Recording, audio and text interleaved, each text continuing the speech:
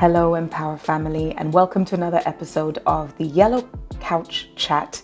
And I'm here with the lovely Tania Hamilton, who is the director of Nabaki Afrika, which is a quality building services sales and distribution company across Tanzania, but I think you service clients outside of the country as well. But not only that, she's also a self-confessed climate activist. She is the founder of Nipe Fagio. So we're going to hear some more from her about building a business, but also being an active member of her community and contributing to climate action in Tanzania. Tania, welcome to the Yellow Couch. Thank you. Thank you. Great to be here. So one of the fun facts that I think your viewers might not know, unless they are employees of Nabaki Afrika perhaps, is that you have built this super successful business with your husband by your side. Can you tell us about setting up a business with your husband and how that came about? Yeah, well, Hamish was always called the managing director, and then he once made me a sign saying the director managing the managing director, and I think that about says it all. Very relevant, very relevant. Yeah, and yes, you have to obviously balance home life and work life, but you know, we would also get home and say, right, we're taking off the work hat, right. Although it's very tricky because it feeds its way into every meal and halfway through a TV show and whatever, you know. But it's our passion, and you know, we've managed it thankfully somehow. I think it's amazing that you've managed to do it together and still have, you know, the vibrant relationship and a very, very successful business. But before you set up the business, you had your other life in investment banking. Tell us a little bit more about that and how you exited that life.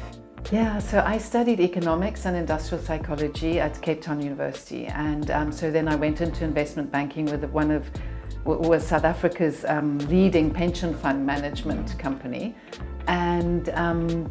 and I loved that. I had almost 4 years there, but it was I had a career path ahead of me and with that. But then I just realized that you know, you would get there at 7 in the morning. If you left at 7 p.m, people would say, oh, you're going home early. There was no other life, and I just thought there must be more to life than this, other balance. And I had so many other interests. In fact, all my life I've been saying, even now I don't know what I want to be when I grow up. So then I went to study interior design because Hamish was then running a building business, renovations and small building. And so I was going to work with him. And then before we could do that, I'd started a event management and marquee and hiring company for sort of up-end events. And then by then we were having a very busy business life and a very busy social life. But because my business was also weekends, holidays, Christmases, New Year's, there was no life. You know? And then we decided we didn't really, there were certain things about South Africa that we didn't enjoy. And we missed real Africa. We always say that we're Zimbabwean born and raised. Right. And Cape Town especially is not Africa. And then, that's when we thought we wanted to move, and then ended up here. And humble beginnings when you first started. So there may be this misconception that you kind of started with a bang, but you built yourselves up organically and gradually. Tell us about those early days. Yeah. So it was really lovely and humbling, and when I think back, I wouldn't have it any other way, although there were so many lessons learned that at the time it was, this is crazy, what are we doing here? I think we wanted somewhere like Tanzania, something really fresh, and like we looked at Kenya, but it was too done in a way. We wanted somewhere with real opportunity, and we came up here for a quick look-see and fell in love with Tanzania. And then we decided that's it. We made a decision, and I always say within 9 months we moved here, because 9 months is obviously the time of pregnancy, and it was like we birthed Nabaki Afrika within 9 months. And we thought business would be so easy here. We thought, you know, we're African. We've come from a place where we've learned a lot. We thought we knew everything, very arrogant actually. And we came here, and oh my goodness, Tanzania taught us so much. Many lessons. And we lost all our money, and issues of just barriers to entry, like no phone system. We used to drive 7Ks to send a fax. The roads, we underestimated how we'd gone through living in Zimbabwe where you couldn't get things, and right. that was. But the infrastructure that wasn't here, the corruption factor and fraud and things like that. That's where we lost a lot of money, and just underestimating the trials. But when you learn yourself, you can only learn through doing. I think that was such an important lesson, because people would warn you, say that, but you say but only when you actually go through it do you learn. And so you've touched on a number of things or challenges that you'd had in the early days. You still managed to overcome these, continue to build the business. Tell us a little bit more about where the business sits today and some of your successes. Okay. So yes, it's quite incredible when I look back at the time. We're now in our 28th year. Quongratulations. So that's quite huge. A chunk of time. Often when I meet people and I tell them that and I say we started in 1994, they say I wasn't even born yet. Millennials. So it's a long time. And what I love is the evolution of the business. We started in Buguruni, Malapa, in a tiny Shagala-Bagala building in that part of town. And we, moved, and our evolution, from being commission agents to then carrying our own stock and having our own showroom and employing more people. And then again, every time there was another big move, it was, are we doing right thing? And then we shifted to where we are now, which, at that time was so huge. And we thought we'll never fill this space. And this warehouse is enormous. Right. And before long, it wasn't big enough. And we actually had to take the property next door and extend the warehouse. And so a lot of hard work. Obviously, I do believe that nothing gets handed on a plate. You have to be determined, motivated, disciplined to get there. And I think it's being where we are now. I'm grateful for the fact that we were very agile. We could be flexible, and being a family business, but with great heads of department and a CEO, with all of that combined decision making, but we could move as the market moved. Yes. And right now we're very excited about Tanzania, the way it is now. We think there's huge opportunity. Absolutely. And just when you think, oh, I'm getting a bit old, should I be slowing down? All these opportunities come, and suddenly you're off and you're opening a new division. Right. So lots more to come. You mentioned discipline and having the right mindset. How do you think you've been able to cascade that down to your heads of department and to other members of the team? Any nuggets you can share? Yeah, I think it's about open communication, practicing what you preach, so important. And constantly, sometimes one can get so busy with the doing of the business that you feel there, is no time for extramural trainings in a way. Right. So I guess it's sharing. I love reading and researching, and it's sharing what books you've maybe read or YouTube you've seen. And I definitely also believe in quick little seeds, little words, because through my life, little seeds that somebody said have dropped in with me, and then suddenly they may come up a few years later, but you remember that.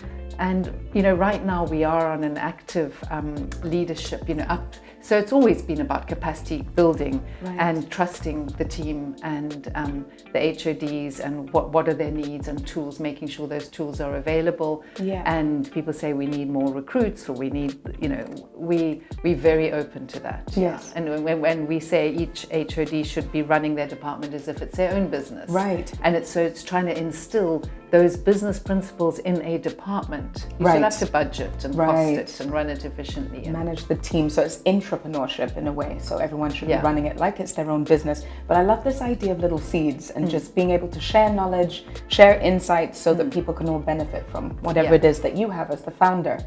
Now, speaking of seeds, and let's move on to climate. And tell us a little bit more about Nipe Fagio. When I first heard about it, I would see a lot of beach cleanups. Can you just explain to our viewers what the concept is and how cleaning up the beach will positively impact the climate in the future? So Nipe Fagio, as it means in Swahili, is pass me the broom. So it's a metaphor for empower me. And our slogan is Naleta Mabadiliko, I am the change. Right. So it's about, not them and they, and yes, it's the about municipal council. Yes, what can I do? What can I do? Okay. And that was, when I got involved, when I saw a river constantly being dumped in, and eventually this river was whispering to me, and then it started shouting, wow. help. And I went to municipal to say, what goes on, Anyway, so from there, it was like, how can we all help? How can we volunteer? What can we do? And then beach cleanups, and obvious. Yes. And then learning that 80% of the trash that we see in the ocean and on the beach comes from inland. Right. So it comes from your stormwater drains, yes. which go into your rivers, and your rivers go into the oceans. So it's not people on the beach or ships throwing stuff right. out. And then that's fine, you clean the beach, but then next weekend, or next week, or the rains come and it looks the same. Right. So then you get a bit tired of everybody, all the people we work with, what then is happening? Yeah. And so then we realize that we can't just be about beach cleanups and river cleanups. It has to be about policy and advocacy and data collection. Right. And now I'm very proud to say that Nipe Fagio would now approximately, where are we? Almost 10 years, I'd say 8, 9 years old. But when we hired our first executive director, yeah. Anna, about 4 years ago now, to take it to the next level. And this was very much, we need to be collecting data. When we do our waste cleanups, we do waste audits, waste and brand audits. From doing that, we could then see what is most of the waste that we see and which brands are there. Any names that you want to name and shame? Any brands? So, well, I have to say that from all of this data, and by the way, Nipe Fagio has now become the go-to people yeah. for data. We give government data, we give internationals asking, we work with Break Free from Plastics and Zero Waste Global. And that's one of our cool things, is working towards a zero waste, and we're doing some great community projects there.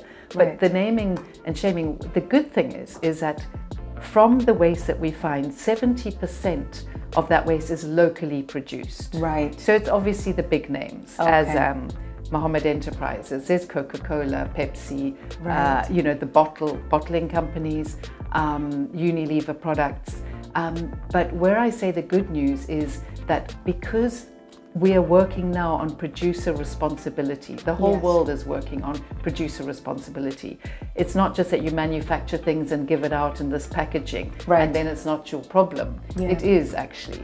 So what we're doing is we're working collaboratively with government, with producers, to highlight the problem. Okay. And that it is serious, and that because 70% of these, the biggest waste polluters are local companies, it's easier to drive policy, or it's easier to engage. Right. It's not like foreign companies bringing their stuff in. Yes. So and we're are you very getting hopeful. a positive response? I mean, yeah. We are working with the East African community. We're very proud to be, actually, Nipe Fagio is driving this East African community initiative to ban single-use, non-essential single-use plastic. Okay. So there may be essential, like medical things that are single-use, but we want to ban like straws. So already we were very involved with the plastic bag ban with January Makamba. Yes. And now the straws have been pledged. I think within 6 months they will be banned. We've now got the government to ban, a bottle that has a seal around the top, that, unnecessary extra plastic. The plastic that, I know what you mean. And bottles that are non-recyclable or less recyclable, like the colored ones that are blue or green or brown. So that those are going to be phased out. So that's been a huge part of your advocacy. Yeah. Congratulations on pushing that forward. What can individuals do who might be listening and saying, wow, this is really inspirational? Yeah. Tania has actually set up an organization, is at the forefront of lobbying for these shifts and changes at policy level. What can I do at home? So there's a lot that we can do at home. Yeah. So we vote with our dollars, our shillings. So when you are shopping, just to live consciously. When you're walking up and down the aisles, or you're at the market, just see for example, toilet paper, you can buy 10 rolls of toilet paper in one cover, and each individual roll is not packaged second, Right. the secondary thing. Yes. But then there's some that each one is packaged and then they're in another. Right. So you look and you say, oh, this one has less packaging. Or you say this one has packaging that's recyclable. Right. And this one has packaging that's reusable. And this one is not either. Don't buy that one. You know, so it's easy. And then at home, separate your waste. So find out what is recyclable in Tanzania. You can contact Nipe Fagio, go on our website, Sure. and we can share what that is. And then you can separate it, and your organics. Definitely over 40% of the trash that goes to Pugu dump is organic. Okay. And that is a great resource for composting. Right, for your garden. Yes. Yeah. And so don't, even if you just dig it into the garden or make heaps, it's very easy to compost. You can Google it. We can also share with you how. Do not send it to Pugu, because when it's mixed with plastics and other things, it releases methane, which are worse worse greenhouse gases than CO2 actually. And we're missing out on the benefit of the compost as well. Yes, exactly. So if you separate it and then you say, what do I do with it? Right. Now, generally in your street, there will be waste collectors, the waste pickers who are looking for plastics. That's something that they easily can carry and make money.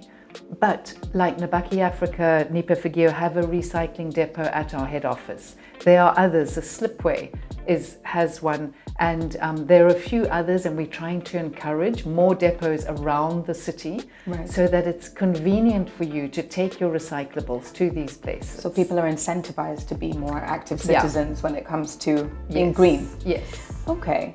Amazing stuff. I'm taking away the toilet paper because I know I'm guilty. Yeah. One of those people that buys the packet with the individual packets. I just haven't thought about it, so I'm challenged there. A couple of quick questions. How do you start your morning? We'll just shift to trivia. What time do you get up in the morning and how do you start your day? Okay. So I normally always wake up at about 6:30, and when the sun's coming up as it moves, and then I open the door and stand up and look out, and then depending on how late a night I have, I either dive back under the sheets and say, this is where I'm staying, and I contemplate the day, or I get up and I meditate, I do some yoga or some Tai Chi. I really like to start my day with that, some breath work, and just collecting, aligning and collecting. Coffee or tea, Tania? Tea. What kind of tea? I actually I like chai bora, and I like something called lapsang souchong, which you can't get here. It's like a smoky tea. Okay. And I like rooibos, which is very good for you. Yeah. And hibiscus. Those are my favorites. What is your most prized personal possession? Whoa. Might be more than one, but you're going to have to pick one for the yellow couch. Yeah. It's very easy to say the thing you can't do without is your phone, but that's probably, but that's like a thing that you grab before you leave the home, because it's become your second brain. Then let me ask you this, what's your favorite app on your phone? I think WhatsApp I'm always on, even more than email. Kind of emails even fall out by the wayside, so I think WhatsApp from a communication, but you have to silence it as well. And my final question today, after everything that you've told us about your early years, building this successful business, serving your community through Nipe Fagio, who has been the biggest influence on you? And what has that influence been to make you the woman that you are today? It's so difficult to choose one because, as we know, we're all multifaceted. Yes, of course. And, part of me thinks, back in the day when this person spurred on like a work ethic. My first sort of real boss in investment banking was a woman, a superwoman, and she spurred in me a certain business and work ethic, if I put it that way. But those were the days of yuppie-dom and also, sort of overdoing the superwoman thing. There's certain people that I like reading, like Huffington Post, and so it's actually difficult for me to because I also have my environmental side, so they're environmentalists that I follow. They're spiritual people, deep spiritual people that I follow, like Ram Dass and Yuval Harari. I follow him a lot. Jane Goodall things. So it's a bit of. So even your influence is really multifaceted and diverse. So we can't pick one. It's multiple influences on your life to make you who you are. Yeah. And when we look at your life, you've had, contribution in different areas. So it makes sense. Yeah. And I guess my husband, I have to mention, we've been together since I was 16. Amazing. So, when I think actually my biggest influence, more than, your parents obviously and your educational, 0 to 7 years, but obviously a huge influence, and sometimes you need time out from each other, and then other times. But I think obviously huge influence. Yeah. I think so, and since I recently got married, I've been asking every married couple that I come across, can you give me one marital tip? Yes. You've given one there where you've said it's important to have time apart and then enjoy coming back together. Yeah. One final marital tip for all our... I think respect for each other, really important respect, and freedom, give each other that freedom. And that you don't, sometimes the word husband and wife there's so many connotations that come with it, sort of an ownership or an obligation or set of, and so sometimes I say to my husband, partnership is sometimes a better word than husband and wife, with all the cultural background that has. Yeah. That has a lot of weight. Yeah. We call ourselves the team at home, so it's like teamwork. So I agree. Thank you, Tania. This has been really insightful. Thank you. To our viewers, please do subscribe to our YouTube channel. It's been an absolute pleasure to have you with us today. Stay tuned for the next episode of Yellow Couch Chat. See you soon.